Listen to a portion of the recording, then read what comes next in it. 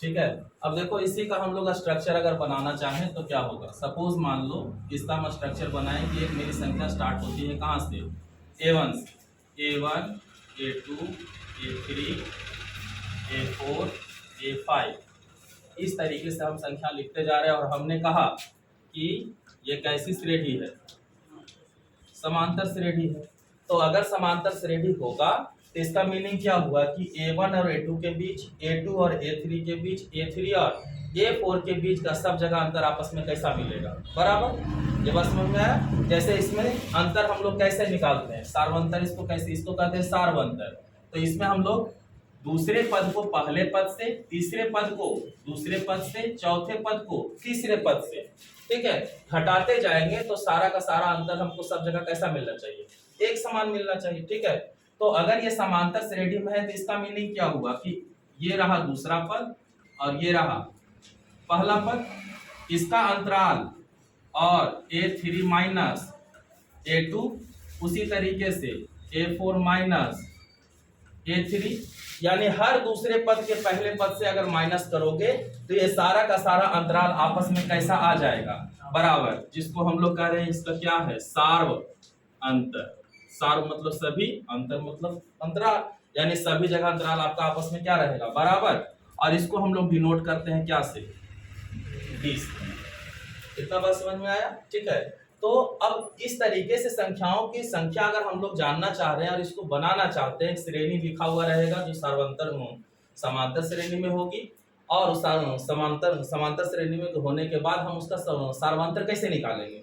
तो सार्वंतर निकालने के लिए हमारे पास द्वितीय पद को कैमा पद से घटाना, पहले पद से, हमेशा याद रखें सार्वंतर कैसे निकलेगा, द्वितीय पद को पहले पद से, उल्टा नहीं घटाना, ऐसा नहीं कि इधर से घटा देना, ठीक है, इधर से घटाना। 8 में से 5 गया 3, 11 में से 8 गया 3, इसको कहते हैं दूसरे पद से कैमा पद में, पहले पद में। इस तरीके से घटाते जाएंगे, आपको क्या आते चला जाएगा, सार्व अंतर आते चला जाएगा।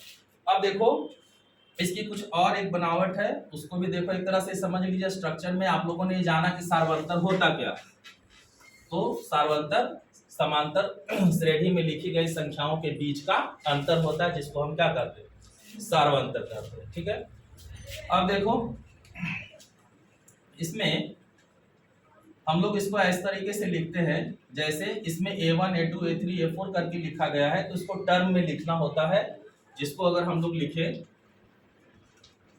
दूसरे टर्म में T1 T2 T3 T4, इस तरीके से हम लोग लिखते गए एक अंतिम संख्या कहाँ तक, Tn तक।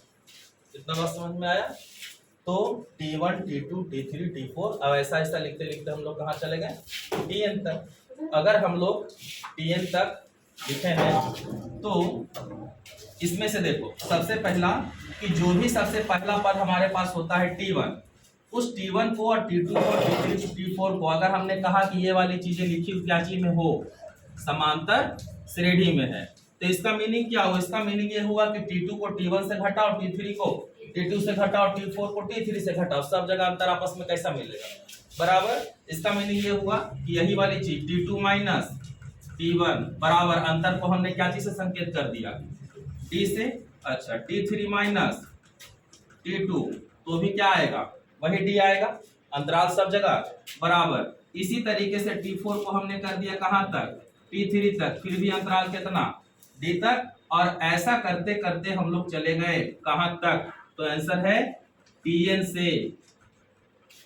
Tn के पहले कौन होगा, जैसे 4 के पहले कौन है 3, तो Tn के पहले कौन होगा, तुम गौर से देखो, यहाँ नंबर 1 है, नंबर 2 है, नंबर 3 है, नंबर 4 है, तो 4 के पहले क्या है, 4 में 1 कम, 4 में 1, तो Tn के पहले कौन होगा, हाँ Tn माइनस 1, 1 कम कर देना, इसका मतलब Tn माइनस 1, इसको भी घटाओगे तो अंतराल क्या मिलेगा, D मिलेगा।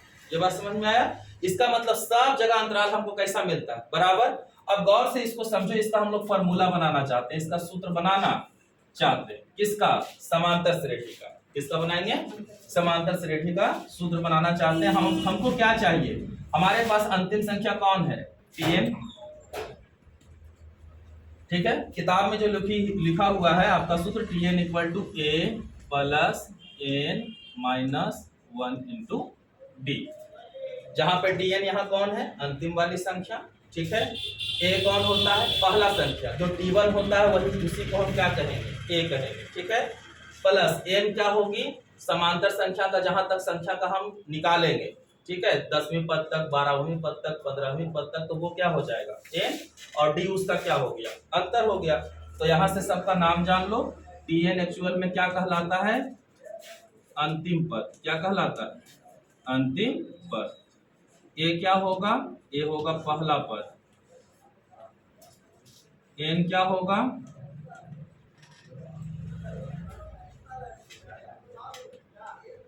कुल संख्या, डी क्या होगा, आंसर है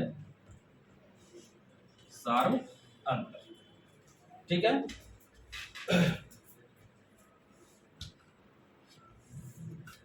इसी Tn से आप और भी फॉर्मूले बना सकते हैं। यदि आपको Tn अंतिम पद निकालना है तो आपको क्या क्या दिया हुआ रहेगा, पहला पद दिया हुआ रहेगा, कितने पदों तक निकालना है वो दिया हुआ रहेगा, और उसके सार्वंतर भी दिया हुआ रहेगा। इनमें से अगर कोई हो सकता है Tn दिए हुए रहे, एन दिए हुए रहे और डी दिए हुए, और निकालने क्या करते ए, ऐसा भी हो सकता है, तो आप निकाल सकते हैं, फॉर्मूला यहीं से बना सकते हैं।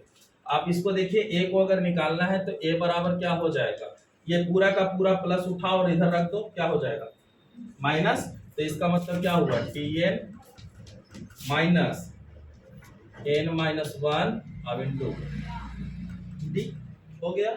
हो सकता है आपको इसमें से क्या निकालने कह दे, डी निकालने के लिए कह दे, तो देखिए ये प्लस इधर जाएगा तो Tn माइनस क्या हो गया a, ठीक है। अच्छा, ये इसके साथ क्या चीज का रिलेशन में है, गुना, तो आप इसको हटा दीजिए और नीचे कहाँ ले आइए, भागा में, तो ये हो गया n माइनस 1। यदि n निकालना हो तब क्या होगा, तो a को पहले करो अंदर, तो Tn माइनस क्या रह गया a, अच्छा d कहाँ है, गुना में, तो कहाँ चला जाएगा, भागा में, ठीक है। और 1 माइनस इधर गया तो क्या हो गया प्लस। तो ये इसके 3 फॉर्मूले हो गए। अब तीनों फॉर्मूले से आप जिसका चाहिए उसका आंसर आप निकाल सकते हो। ये बात समझ में आया सबको, ठीक है, यहाँ तो कोई परेशानी